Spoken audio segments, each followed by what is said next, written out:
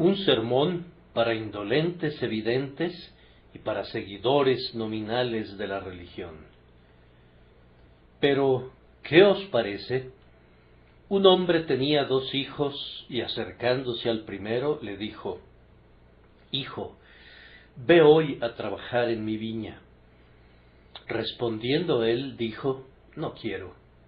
Pero después, arrepentido, fue. Y acercándose al otro, le dijo de la misma manera. Y respondiendo él dijo: Sí, Señor, voy. Y no fue. ¿Cuál de los 2 hizo la voluntad de su padre? Dijeron ellos: el primero. Jesús les dijo: De cierto os digo, que los publicanos y las rameras van delante de vosotros al reino de Dios. Porque vino a vosotros Juan en camino de justicia, y no le creísteis, pero los publicanos y las rameras le creyeron. Y vosotros, viendo esto, no os arrepentisteis después de creerle. Mateo 21, 28 al 32.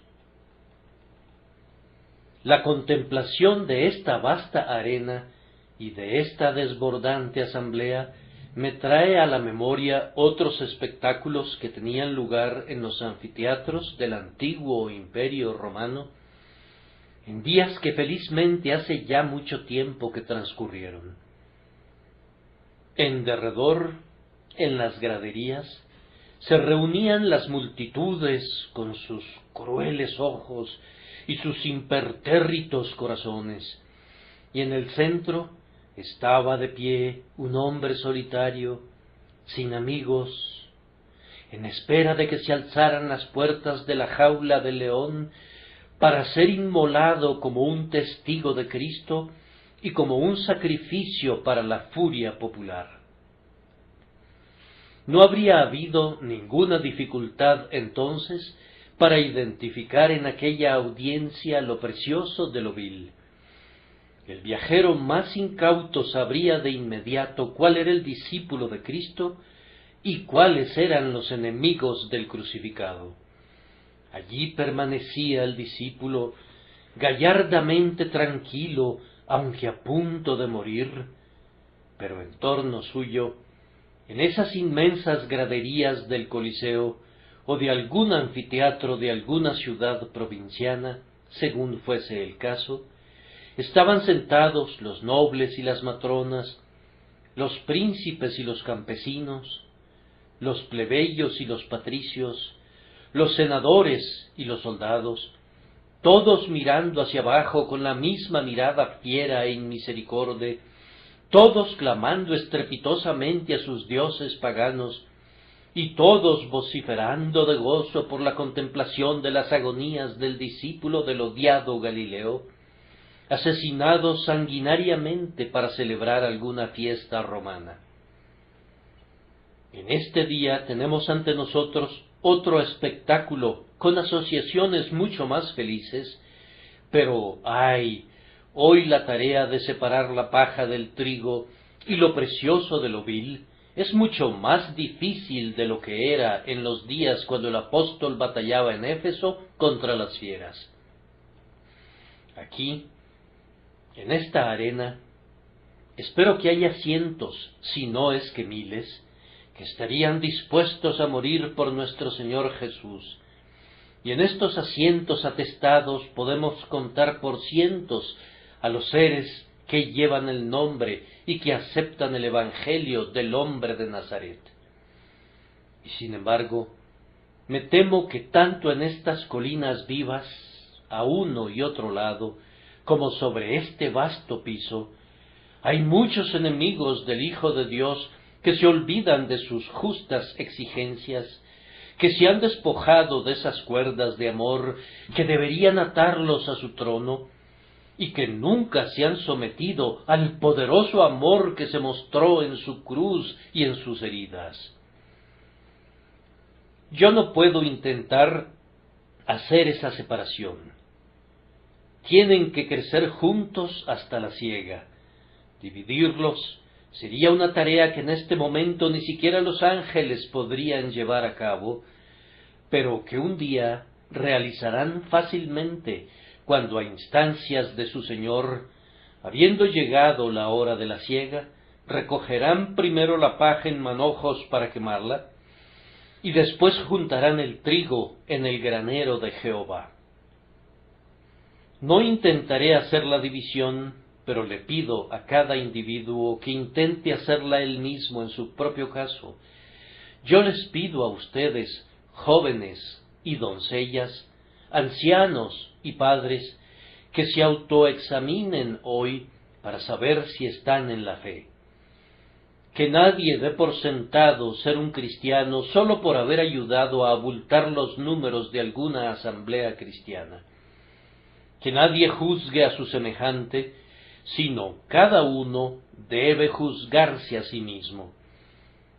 A cada quien le pido, con profunda sinceridad, que sea su conciencia la que establezca una división, y que sean sus entendimientos los que separen entre quien teme a Dios y quien no le teme.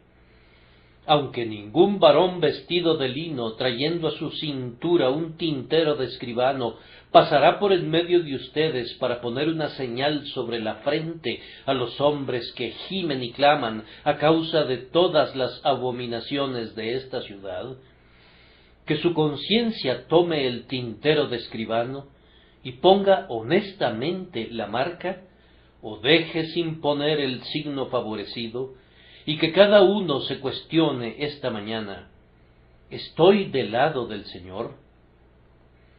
¿Estoy a favor de Cristo o a favor de sus enemigos? ¿Recojo con Él o desparramo? Dividan, dicen en la Cámara de los Comunes. Digamos hoy lo mismo en esta gran congregación. Las divisiones políticas son sólo nimiedades comparadas con la distinción absolutamente importante que quisiera que consideraran. Dividan tal como serán divididos a la diestra y a la siniestra en el gran día, cuando Cristo juzgue al mundo en justicia. Dividan tal como serán divididos cuando la bienaventuranza del cielo o los ayes del infierno se conviertan en su eterna porción. Si todos nosotros fuéramos divididos así en dos campamentos, podríamos decir que los de este lado han hecho un pacto con Dios por un sacrificio, y los que están al otro lado son todavía enemigos de Dios por sus obras perversas. Y mirando a la última clase mencionada, podríamos considerar que es necesario todavía, a manera de una aplicación personal, hacer una segunda división entre ellos, pues aunque todos los incrédulos están igualmente sin perdón y sin ser salvos, con todo, no son iguales en las circunstancias de su caso, ni en las formas externas de sus pecados. Semejantes por estar sin Cristo, son aún así muy diferentes en su condición mental y moral. Confío que esta mañana fui guiado por el Espíritu de Dios a mi texto, pues es de tal naturaleza que a la vez que me capacita para dirigirme a todo el grupo de los inconversos, me proporciona una esperanzadora oportunidad de llegar a la conciencia de cada uno, dividiendo a la gran compañía de los inconversos en dos clases distintas. O que para cada tribu de inconversos hubiere dispuesta una bendición en este día. Primero, vamos a dirigirnos a aquellos que son declaradamente desobedientes a Dios. Y, en segundo lugar, a aquellos que son engañosamente sumisos a Él. Primero, tenemos una palabra para aquellos que son declaradamente desobedientes a Dios. Hay muchas de esas personas aquí. Dios les ha dicho a ustedes, como les dice a todos los que oyen el Evangelio: Hijo, ve hoy a trabajar en mi viña. Y ustedes han respondido, tal vez honestamente, pero en verdad de manera muy atrevida, muy ruda y muy injusta: no quiero. no han vacilado al respecto, sino que han rechazado tajantemente las peticiones de su Creador. Han dicho sin tapujos lo que pensaban, no sólo con palabras, sino de una manera más enérgica e inconfundible, pues las acciones hablan mucho más fuertemente que las palabras. Por sus acciones, ustedes han dicho repetidamente: no serviré a Dios ni creeré en su Hijo Jesús. Mi querido amigo, me alegra verte aquí esta mañana, y confío que las cosas cambien para ti antes que abandones este salón, pero por el momento no has rendido ni siquiera una obediencia externa a Dios. Antes bien, en todo has dicho: no quiero. Prácticamente has dicho: no adoraré a Dios ni asistiré a ningún lugar de adoración los domingos, pues es un fastidio intolerable para mí. No cantaré las alabanzas de mi Hacedor, ni pretenderé bendecir al Dios por quien no siento ningún amor. No me uniré a la oración pública, pues no es de mi agrado. No voy a fingir hacer la oración matutina y vespertina en privado. ¿De qué me sirve? No voy a orar en absoluto. No creo en su eficacia, y no voy a ser tan hipócrita como para seguir una práctica vana en la que no creo para nada. En cuanto a lo que se conoce como pecado, yo lo amo y no renunciaré a él. Estás orgulloso de ser llamado un hombre honesto, pues admites los comentarios de tus semejantes sobre ti, pero desprecias ser considerado religioso, pues no admites los derechos de tu Hacedor. Tú prestas una alegre obediencia a las justas peticiones de otros, pero a las justas y tiernas peticiones de Dios les das una negativa clara y evidente.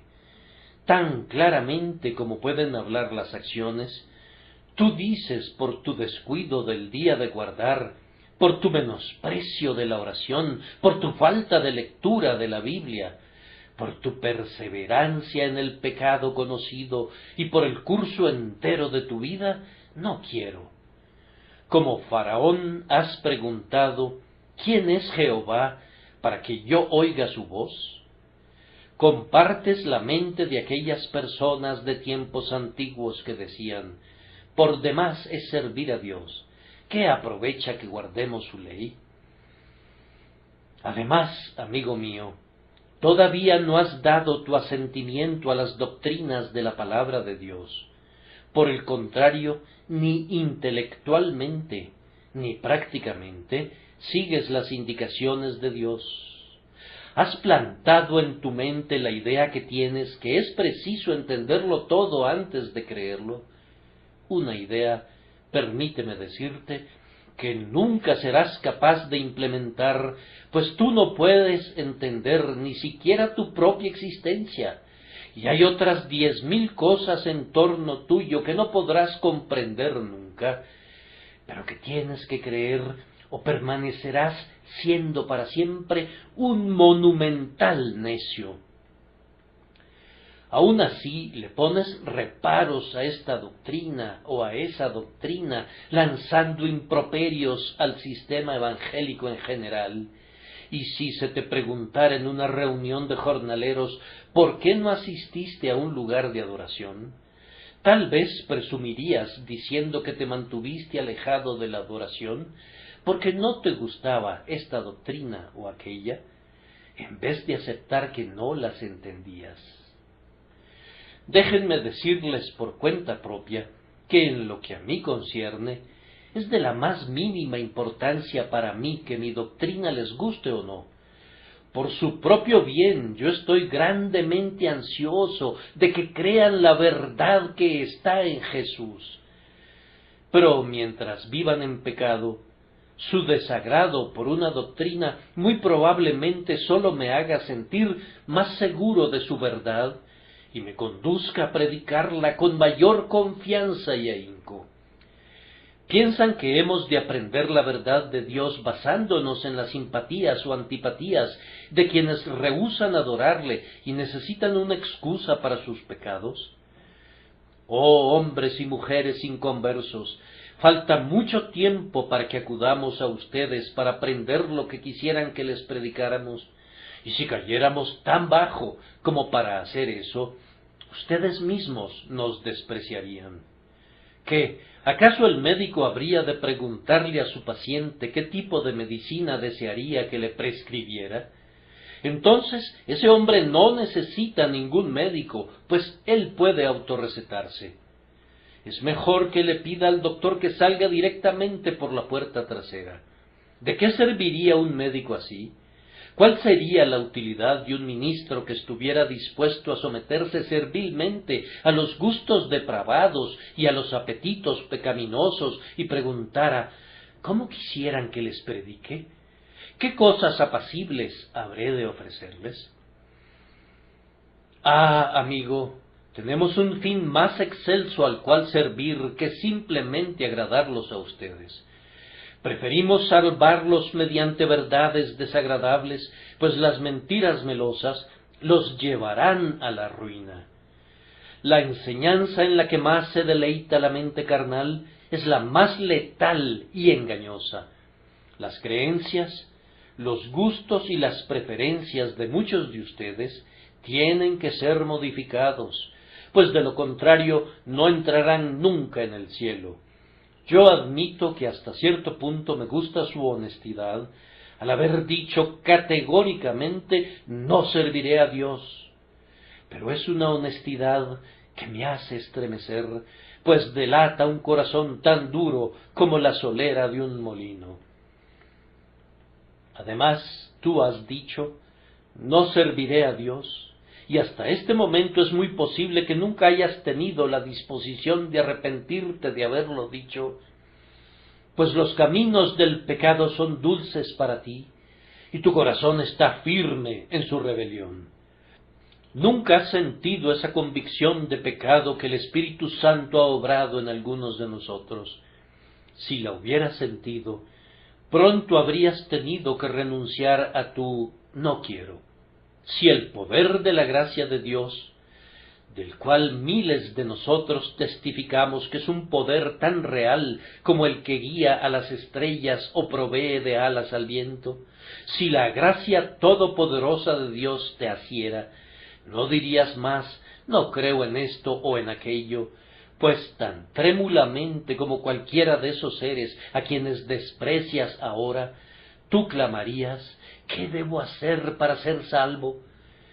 Hasta ahora no has sentido nunca ese poder, y por tanto no me sorprende que no lo reconozcas, pues el testimonio de testigos honestos debería tener algún peso para ti. Tú no eres ni práctica, ni intelectual, ni declaradamente un cristiano. Nunca te has engañado a ti mismo ni a los demás haciendo una profesión que no honras, sino que has continuado en tu propia senda elegida, diciendo con mayor o menor resolución, en respuesta a cada llamada del Evangelio, no quiero. Acabamos de decir que la respuesta del Hijo a su Padre, según está registrada en nuestro texto, fue muy clara. No fue, sin embargo, muy genuina, ni tampoco como su padre habría podido esperarla. Su padre le dijo, «Hijo, ve hoy a trabajar en mi viña». Y el hijo le respondió rudamente, «No quiero, que quede claro». Y sin otra palabra de disculpa o razón, prosiguió su camino. Eso no es como debió ser, ¿no es verdad? Aun así, amigo mío, pudiste haber sido demasiado precipitado y por eso haber sido injusto. ¿No es muy posible que le hayas negado a Dios y a su Evangelio el respeto que ambos realmente merecen? Tú has hablado muy claramente, pero al mismo tiempo muy irreflexiva y muy duramente al Dios que merece mejores cosas de ti. ¿Le has dado alguna vez la debida consideración a las exigencias del Señor Jesús, ¿No has desechado el Evangelio con una mofa que es bastante indigna de ti? ¿No has tenido miedo de mirar los asuntos entre Dios y tu alma claramente en el rostro? Creo que ese es el caso de cientos de personas aquí presentes. Yo sé que es el caso de miles y de decenas de miles en Londres. Han aseverado rotundamente y han dicho: no quiero nada con tu religión. Ya lo he decidido y no pienso cambiar. La odio y no voy a escucharla.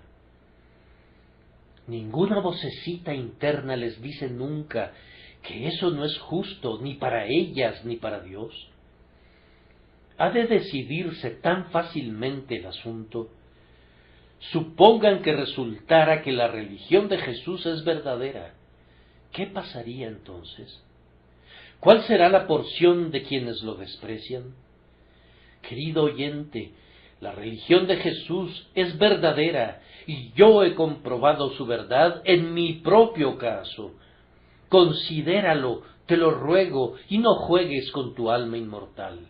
Así dice el Señor: meditad sobre vuestros caminos.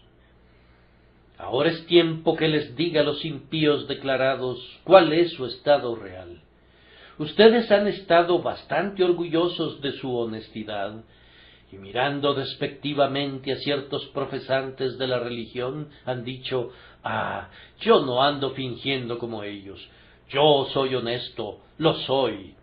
Amigo, tú no puedes aborrecer a los hipócritas más que yo, y si pudieras encontrar una buena oportunidad de reírte de ellos, te ruego que lo hagas. Si de cualquier manera pudieras enterrar alfileres en sus bolsas de viento para dejar salir el gas de su profesión, te ruego que lo hagas. Yo trato de hacer algo de eso a mi manera. Haz tú lo mismo. Tú y yo estamos de acuerdo en esto, espero, en odiar de todo corazón cualquier cosa parecida a una impostura y una falsedad. Pero si comienzas a erguir tu cabeza y a considerarte muy superior porque no haces ninguna profesión, debo rebajarte un poco recordándote que no es ningún crédito para un ladrón que no haga ninguna profesión de ser honesto, y no es considerado algo sumamente honorable que un hombre no haga ninguna profesión de decir la verdad. Pues el hecho es que un hombre que no profese ser honesto es un ladrón declarado, y quien no reclame decir la verdad es un mentiroso reconocido. Así, al escapar de un cuerno, eres arrojado contra otro. Evitas la roca, pero te hundes en arenas movedizas. Tú eres un confeso y declarado indolente en cuanto a Dios, un resuelto despreciador de la gran salvación, y un reconocido incrédulo del Cristo de Dios. Cuando nuestro gobierno arresta en cualquier momento a personas sospechosas de fenianismo, no tiene ninguna dificultad en identificar a esos caballeros que se glorían en vestir el uniforme verde y en ostentar la gran pluma. Sígueme, le dice el agente de la policía, tú eres el hombre, pues vistes el uniforme del regimiento rebelde.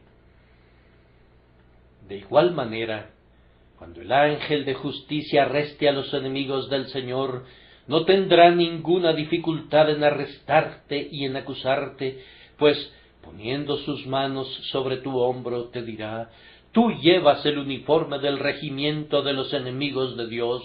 Clara y descaradamente tú reconoces que no temes a Dios ni confías en su salvación. No se necesitará llamar a unos testigos para tu caso en el último gran día.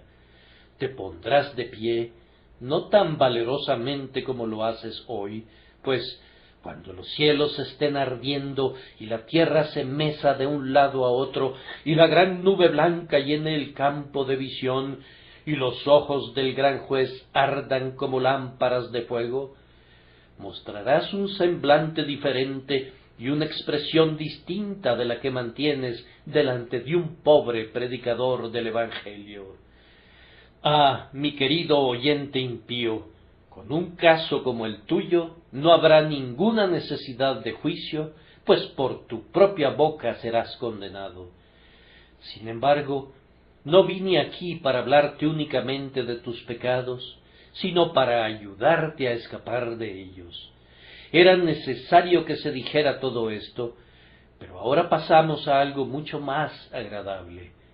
Este día tengo esperanzas de que algunos de ustedes oigan esa pequeña palabra que está en el texto después. Dijo, no quiero, pero después, arrepentido, fue. Es una larga vereda que no tiene desvíos, pero hemos de confiar que hemos llegado ahora a un desvío. Queda espacio para tu arrepentimiento, aunque fueras un borracho, o un maldiciente, o un lascivo. La suerte no está echada y es todavía posible un cambio. Que Dios nos conceda que ustedes hayan llegado al momento cuando se diga de ustedes, después se arrepintió, cambió de opinión, creyó en Jesús y obedeció a la palabra del Señor y fue. Tal vez el hijo descrito en la parábola pensó con un poco más de calma al respecto.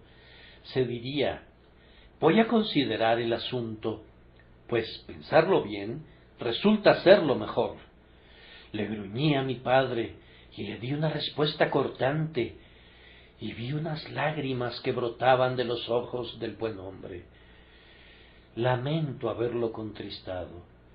El pensamiento de contristarlo me hace cambiar mi mente. Le dije no, pero no lo pensé bien.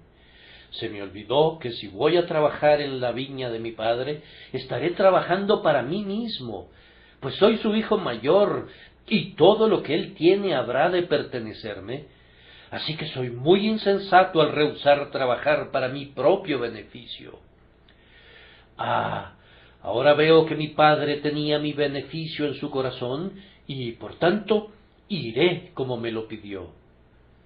Véanlo, carga las herramientas sobre sus hombros y se marcha para trabajar con todo su empeño. Había dicho, no quiero, pero se arrepintió y fue, y por todo eso se admite que hizo la voluntad de su padre.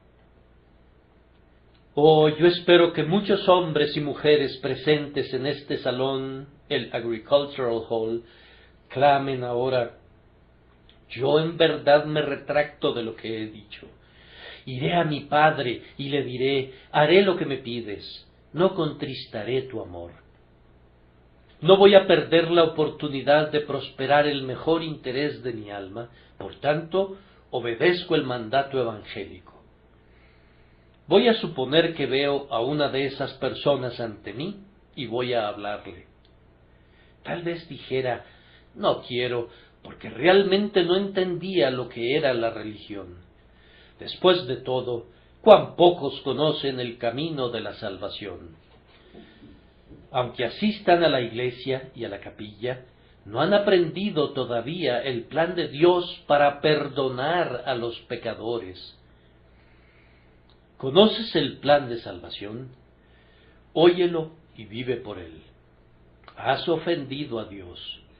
Dios tiene que castigar el pecado. Es una ley inmutable que el pecado tiene que ser castigado.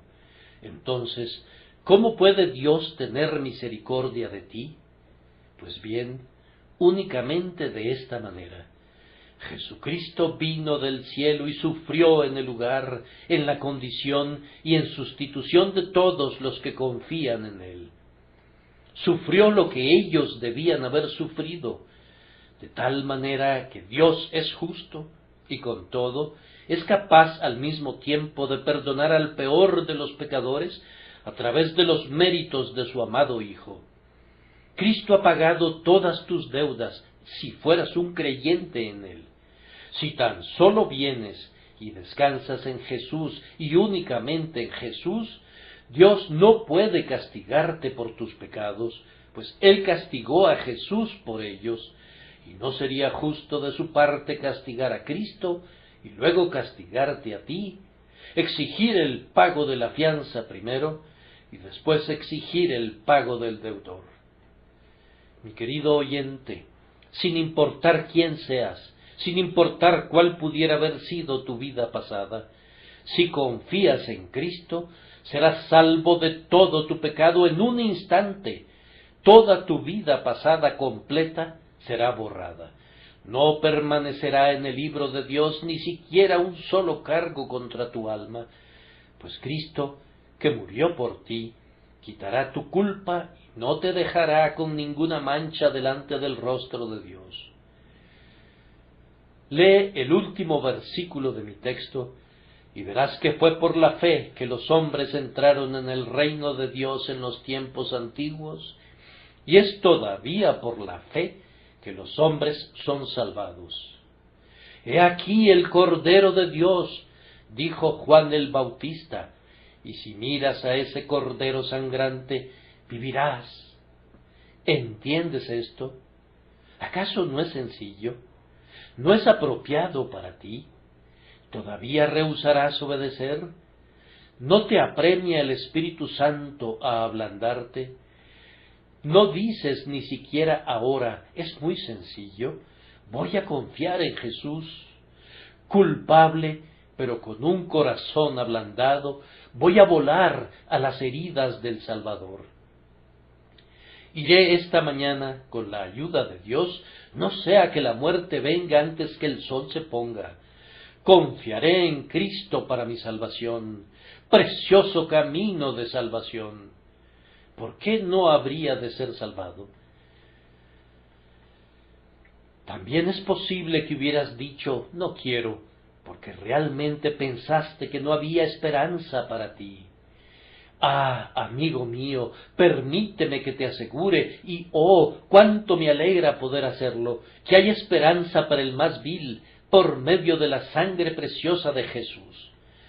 Nadie podría ir demasiado lejos para que el largo brazo de Cristo no pudiera alcanzarle. Cristo se deleita en salvar a los peores pecadores. Él les dijo a sus apóstoles, predicad el Evangelio a toda criatura, pero comenzad, ¿dónde?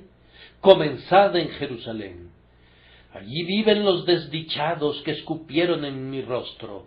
Allí viven los seres crueles que clavaron los clavos en mis manos. Vayan y predíquenles el Evangelio a ellos primero. Díganles que puedo salvar, no meramente a los pequeños pecadores, sino al peor de los pecadores. Díganles que confíen en mí y vivirán. ¿Dónde estás tú, criatura desesperada? Yo sé que el diablo tratará de impedir que el sonido del Evangelio llegue a tus oídos, si pudiera hacerlo, y por tanto yo quisiera clamar a voz en cuello y no detenerme. Oh, ustedes, pecadores desesperados, no hay espacio para la desesperación de este lado de las puertas del infierno. Aunque hubieren atravesado las cloacas más inmundas de la iniquidad, ninguna mancha podría prevalecer contra el poder de la sangre limpiadora. Hay una fuente llena de sangre proveniente de las venas de Emmanuel, y los pecadores que se sumergen en esa sangre pierden todas sus manchas culpables. Oh, yo confío que ahora que sabes que hay esperanza para ti, digas, entonces voy a acudir de inmediato y voy a poner mi confianza en Jesús. Mientras les doy ánimo para arrepentirse de su negligencia para con Dios, permítanme invitarlos a venir a Jesús e insistirles de nuevo. Ah, mi querido amigo, pronto vas a morir. Y aunque en su estúpida insensibilidad algunos hombres malvados mueren muy plácidamente, y como dijo David, no pasan trabajos como los otros mortales, ni son azotados como los demás hombres, pues su vigor está entero. Con todo, ya sea que lo perciban o no, es algo terrible morir acompañado de un pecado sin perdonar. ¿Qué hará tu alma culpable cuando deje el cuerpo? Piensa en eso un minuto. Es un asunto digno de tu pensamiento. Algunos de ustedes, con toda probabilidad, morirán esta semana. No es probable que tantos miles de nosotros marchemos a través de una semana entera y seamos encontrados vivos al término de ella.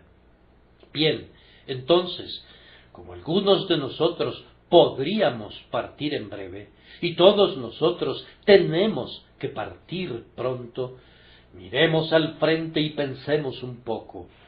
Imaginen su alma desvestida del cuerpo, ha dejado su cuerpo tras de sí, y su espíritu incorpóreo se encuentra en un mundo nuevo. ¿O será algo glorioso si ese espíritu separado ve a Jesús, a quien ha amado, y vuela de inmediato a su pecho y bebe para siempre de la fuente cristalina de su bienaventuranza que fluye perdurablemente? Pero sería algo terrible si en vez de eso tu trémulo espíritu desnudo se despertara para descubrirse sin amigos, sin hogar, indefenso, desesperado, atormentado por el remordimiento y afligido por la desesperación.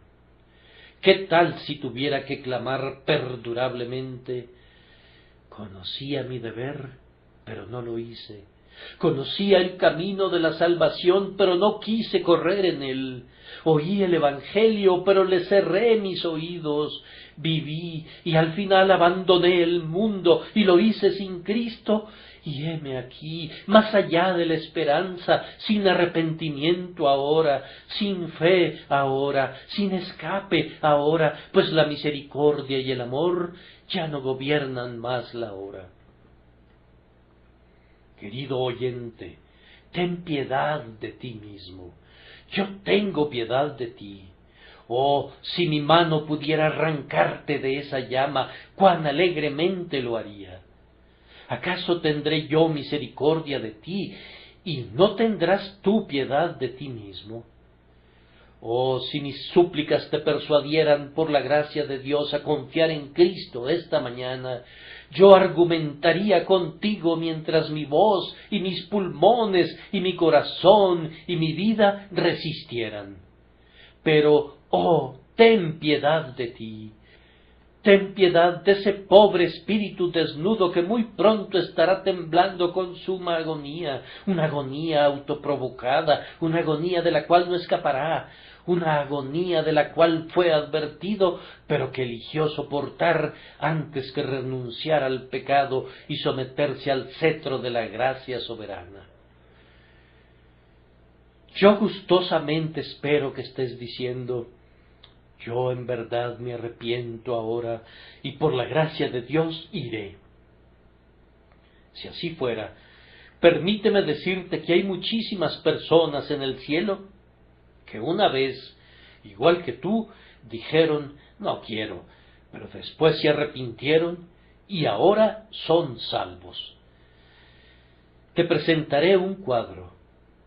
Por allá veo a un grupo de hombres que cabalgan, y hay uno, el más altivo entre todos, al que los demás les sirven de escoltas. Van a Damasco para encarcelar a los cristianos y forzarlos a blasfemar. Saulo de Tarso es el nombre de ese cruel perseguidor asesino. Cuando Esteban fue martirizado, Dios le dijo a este hombre: Saulo, ve hoy a trabajar en mi viña. Pero Saulo respondió tajantemente: no quiero, y para demostrar su enemistad, colaboró en la muerte de Esteban. Allá va, cabalgando con mucha prisa para cumplir su perversa encomienda, sin que hubiera nadie más dispuesto y resuelto contra el Señor. Sin embargo, mi Señor Jesús puede domar al león y convertirlo en un cordero. Mientras cabalga, se ve una luz muy intensa, más brillante que el sol al mediodía. Cae de su cabalgadura y queda temblando en el suelo, y oye una voz proveniente del cielo que le dice: Saulo, Saulo, ¿por qué me persigues? Alzando aturdido sus ojos, ve que había estado persiguiendo ignorantemente al Hijo de Dios. ¿Qué cambio obró en él ese particular descubrimiento? Aquella voz, yo soy Jesús a quien tú persigues, rompió su empedernido corazón y lo ganó para la causa. Ustedes saben cómo 3 días después de ese incidente, aquel hombre que había sido antes altivo e intolerante, fue bautizado, habiendo profesado la fe en Cristo, a quien acababa de perseguir. Y si quisieran ver a un denodado predicador, ¿dónde podrían encontrar a alguien mejor que el apóstol Pablo, quien con el corazón ardiendo escribe una y otra vez: lejos esté de mí gloriarme, sino en la cruz de nuestro Señor Jesucristo? Yo espero que haya un Saulo aquí que vaya a ser derribado esta mañana. Señor, derríbalo, Eterno Espíritu, derríbalo ahora. Tú tal vez no supieras que habías estado contendiendo con Dios, pero creías que la religión de Jesús era un sueño insensato. Tú no sabías que habías insultado al Salvador moribundo. Ahora que lo sabes con certeza, que tu conciencia sea afectada y que a partir de este día sirvas al Señor. Debo dejar este segundo punto tan pronto acabe de decir esto. Si hubiere alguien aquí que después de un prolongado rechazo ceda al final y esté dispuesto a convertirse en un siervo de Dios por la fe en Jesucristo, permítame que le diga para motivarlo que no estará ni una pizca detrás de aquellos que hicieron una profesión desde hace mucho tiempo y no han dejado de ser fieles, pues el texto dice: los publicanos y las rameras van delante de vosotros al reino de Dios. Pero, ¿qué más dice? Van al reino delante de aquellos que hicieron una profesión de servir a Dios, pero que no fueron fieles a ella. Ustedes, malvados pecadores, no ocuparán los asientos traseros en el cielo. No habrá un atrio de afuera para ustedes. Ustedes, perversos pecadores, gozarán de tanto amor como los mejores y tendrán tanto gozo como los santos más refulgentes. Estarán cerca de Cristo, se sentarán con Él sobre su trono, llevarán la corona, sus dedos tocarán las arpas de oro, se regocijarán con un gozo indecible y lleno de gloria. ¿No querrán venir? Cristo olvida sus malos modales anteriores y les pide hoy que vengan. Venid, dice Él, a mí todos los que estáis trabajados y cargados, y yo os haré descansar. 30 años de pecado les serán perdonados, y hacerlo no tomará ni 30 minutos. 50, 60, 70 años de iniquidad desaparecerán como desaparece la blanca escarcha matutina delante del sol. Vengan y confíen en mi Señor, ocultándose en sus heridas sangrantes. Alza tus ojos abatidos y mira qué muchedumbres rodean su trono. Ellos, aunque una vez fueron pecadores como tú, han encontrado la plena salvación. No cedas entonces a la incredulidad. Él dice: hay espacio todavía, aunque de los pecadores tú seas el peor, puesto que Jesús te llama, ven.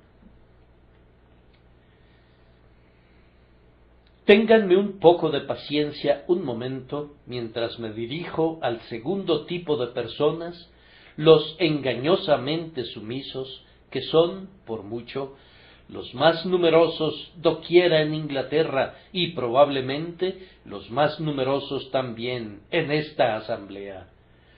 Oh, ustedes, mis propios oyentes regulares, ustedes que han oído mi voz todos estos 13 años, muchos de ustedes pertenecen a esta categoría. Ustedes le han dicho al grandioso Padre: sí, Señor, voy, pero no han ido. Permítanme bosquejar afligidamente sus retratos. Ustedes han frecuentado regularmente un lugar de adoración y se estremecerían si desperdiciaran un solo domingo en alguna excursión o en cualquier forma de quebrantamiento del día de guardar. Externamente han dicho, sí, señor, voy. Cuando se anuncia el himno, se ponen de pie y cantan, y no obstante, no cantan con el corazón. Cuando digo, oremos, se cubren sus rostros, pero no oran con una plegaria real. Expresan un cortés y respetuoso, sí, señor, voy, pero no van. Dan un asentimiento conceptual al Evangelio. Si yo mencionara alguna doctrina, ustedes dirían, sí, eso es cierto, yo creo eso, pero su corazón no lo cree. No cree en el Evangelio dentro de su propia naturaleza, pues si lo creyeran, tendría un efecto en ustedes.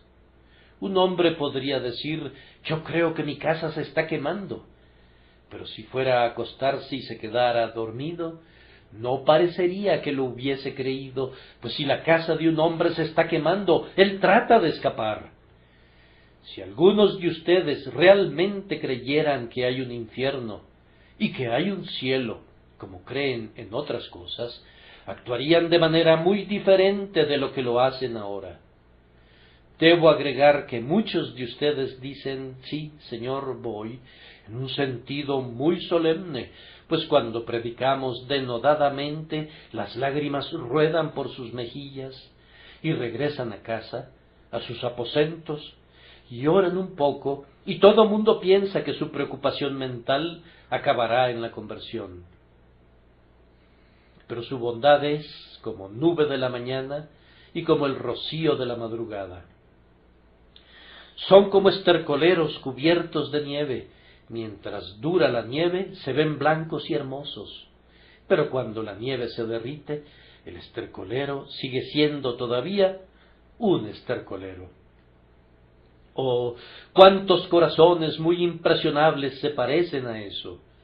Tú pecas y con todo asistes a un lugar de adoración y tiemblas bajo la palabra. Tú ofendes y lloras y vuelves a ofender. Sientes el poder del Evangelio de un cierto modo y con todo te rebelas contra él más y más. Ah, amigos míos, puedo mirar a ciertos de ustedes en el rostro y saber que estoy describiendo algunos de sus casos al pie de la letra. Han estado diciéndole mentiras a Dios todos estos años, diciendo, sí, Señor, voy, pero no han ido. Ustedes saben que para ser salvos tienen que creer en Jesús, pero no han creído. Saben que tienen que nacer de nuevo, pero todavía desconocen el nuevo nacimiento. Son tan religiosos como los asientos en los que se sientan, pero no más, y es tan probable que vayan al cielo como lo es que vayan esos asientos, pero ni una pizca más, pues están muertos en pecado, y los muertos no pueden entrar al cielo. Oh, mis queridos oyentes, yo lamento ser llamado a decir algo como esto, y no ser más afectado por el hecho. Y maravilla de maravillas es que ustedes, algunos de ustedes, sepan que es cierto, y sin embargo, que no se sientan alarmados por ello. Es lo más fácil del mundo impresionar a algunos de ustedes por medio de un sermón, pero me temo que nunca van a sobrepasar las meras impresiones pasajeras. Como el agua cuando es hendida, la herida pronto sana. Ustedes saben y saben y saben.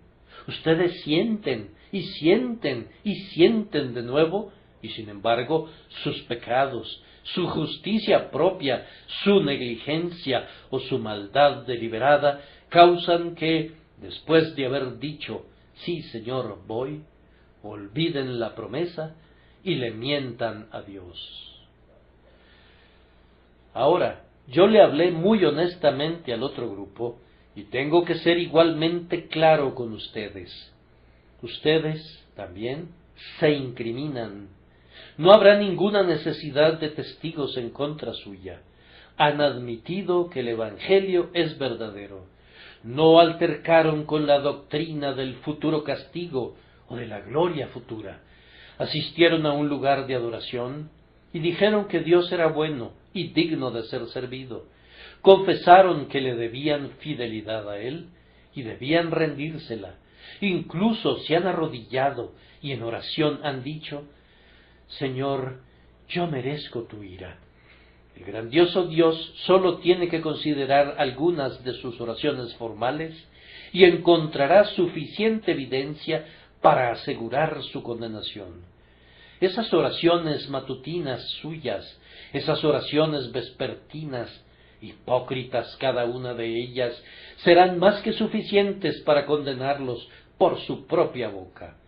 Hagan caso, se los ruego, mientras estén todavía en la tierra de la esperanza.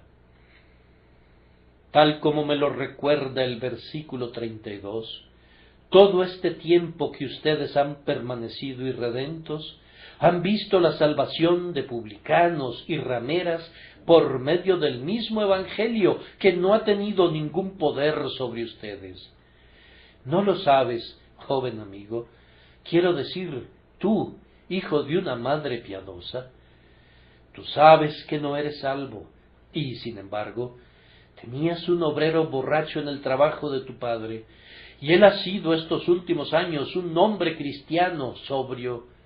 Él es salvo, y tú tal vez más bien has adoptado los hábitos que él ha abandonado.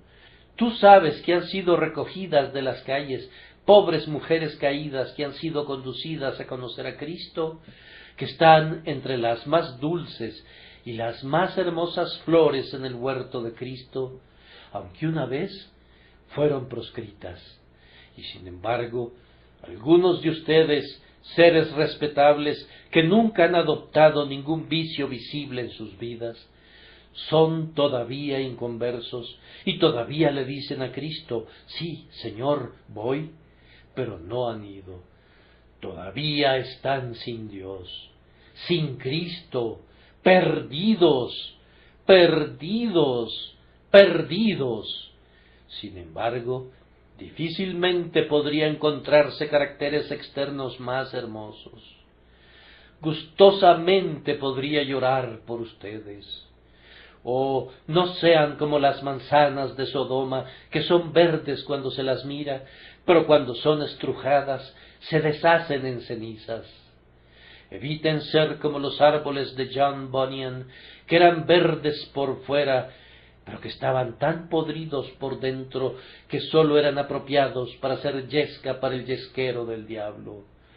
O eviten decir, como lo hacen algunos de ustedes: sí, Señor, voy, pero no van. Algunas veces veo algunas personas que me alarman y me turban bastante. Yo le digo a alguien: mi querido amigo, te estás muriendo, ¿tienes alguna esperanza? No hay ninguna respuesta. ¿Conoces tu condición perdida? Sí, Señor. Cristo murió por los pecadores. Sí, Señor. La fe nos da de su gracia. Sí, Señor. Dicen: sí, Señor. Sí, Señor. Sí, Señor. Sí, Señor. Sí, Señor. Yo desearía algunas veces, delante de Dios lo digo, que me contradijeran, pues si tuvieran la suficiente honestidad para decirme: no creo ni una palabra de eso, yo sabría cómo tratar con ellos. Los robles obstinados son derribados por el ventarrón, pero ¿qué viento podría derrumbar a los árboles que se doblan frente a todo viento, como el sauce? Oh, amados hermanos, eviten ser endurecidos por el Evangelio, o lo que es lo mismo, ser ablandados solo por un tiempo. Cuídense de ser promisorios oyentes de la palabra y nada más. No pretendo concluir mi discurso hablándoles de esta manera aparentemente dura, la cual, por dura que parezca, está llena de amor por sus almas. Tengo una buena palabra para ustedes también. Yo confío que ustedes, presentes en este salón, el Agricultural Hall, experimentarán un cambio obrado por el Espíritu Santo, pues aunque en todos estos años hayan hecho falsas profesiones delante de Dios, hay espacio todavía para ustedes en su fiesta evangélica. Advirtieron el texto: los publicanos y las rameras van delante de vosotros al reino de Dios. Entonces es claro que pueden venir después de ellos, pues no se podría decir que entraron delante de ustedes si ustedes en verdad no vinieran después de ellos. Si el Señor quebranta tu corazón, ¿estarás dispuesto a recibir al Señor Jesús como tu todo en todo, precisamente de la misma manera que tiene que hacerlo un borracho, aunque tú no hayas sido un borracho? ¿Estarás dispuesta a descansar en el mérito de Jesús, tal como una ramera tiene que hacerlo, aunque tú nunca hayas sido una? Hay espacio para ustedes, personas jóvenes, aunque hayan quebrantado sus votos y apagado sus convicciones. Sí, y ustedes, personas de cabellos canos, pueden ser traídas todavía, aunque por haber vivido tanto tiempo en los medios externos, nunca hayan entregado sus corazones a Jesús. Oh, vengan este día 24 de marzo, que el Señor se digne traerlos. En este preciso lugar, que el Señor los conduzca a decir en silencio: por la gracia de Dios no seré ya más un notorio pretendiente. Me voy a entregar a esas amadas manos que se desangraron por mí, y a ese amado corazón que fue atravesado por mí, y voy a someterme en este día al camino de Jesús. Para concluir mi tema, queridos amigos, el hecho es que el mismo Evangelio ha de ser predicado a una clase de hombres como a todas las demás clases. Yo le pido a Dios que no venga nunca el día cuando seamos encontrados en nuestra predicación hablando acerca de clases obreras y de clases medias y de clases altas. No conozco ninguna diferencia entre ustedes. Ustedes son los mismos para mí cuando predico el Evangelio, ya sea que sean reyes y reinas o barrenderos de las calles. Raso y algodón, paño fino y pana son iguales para el Evangelio. Si ustedes son pares del reino, no recortamos nuestro Evangelio para que se adapte a ustedes. Y si son los ladrones más viles, no los excluimos de la voz de la misericordia. El Evangelio viene a los hombres como pecadores, todos igualmente caídos en Adán, igualmente perdidos y arruinados por el pecado. Yo no tengo un evangelio para su majestad la reina y otro evangelio para una mendiga. No, no hay sino un camino de salvación, no hay sino un cimiento, una propiciación, no hay sino un evangelio. Mira a la cruz de Cristo y vive. La serpiente de bronce fue alzada en alto, y todo lo que Moisés dijo fue: miren. Si un príncipe de la casa de Judá era mordido, se le decía que mirara, y si no miraba, su pendón de león del costoso escudo de armas no le servía de nada. Si algún pobre desdichado en el campamento era mordido, tenía que mirar, y la eficacia era la misma para él, así como para el más grande del ejército. Miren, miren, miren a Jesús, crean en el Hijo de Dios y vivan. Era una serpiente de bronce para todo el campamento, y es un Cristo para todos los rangos y condiciones de hombres. Qué bendición sería si todos fuéramos capacitados a confiar en Cristo esta mañana. Hermanos míos, ¿por qué no? Él es digno de la confianza de todos. El Espíritu de Dios es capaz de infundir la fe en todos. Oh, pobre pecador, míralo a Él. Queridos oyentes, Pudiera ser que no tenga la oportunidad de hablarles nunca más a algunos de ustedes, y por lo tanto voy a ejercer cierta presión. Por la hora de la muerte, por las solemnidades de la eternidad, yo les imploro y les suplico que acepten el único remedio para el pecado que incluso el propio Dios ofrecerá jamás a los moribundos hijos de los hombres, el remedio de un sangrante sustituto que sufre en el lugar y en la condición de ustedes, creído y aceptado en el corazón. Arrójense sobre Cristo.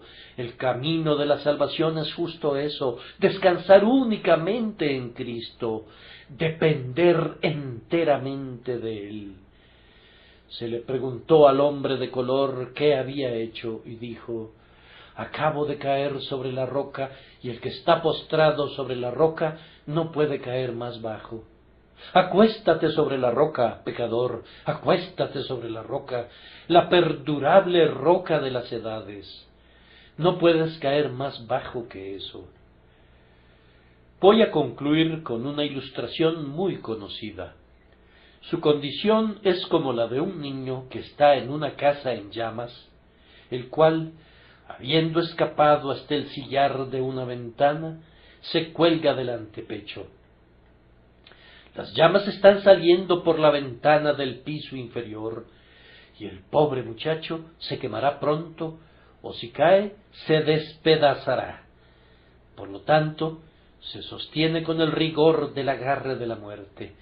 No se atreve a relajar su agarre hasta que un hombre fuerte se para abajo y le dice: muchacho, déjate caer, yo te sostendré. Ahora bien, que el muchacho crea que el hombre es fuerte, no es la fe salvadora.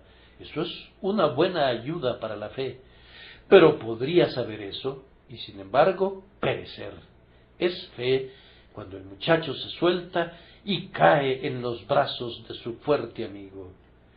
Allí estás tú, pecador, haciéndote a tus pecados o a tus buenas obras. El Salvador clama: déjate caer, cae en mis brazos. No es hacer, es dejar de hacer. No es obrar, es confiar en esa obra que Jesús ya ha hecho. Confía. Esa es la palabra, una confianza sencilla, sólida, sincera y de corazón. Confía y no tomará ni una hora salvarte.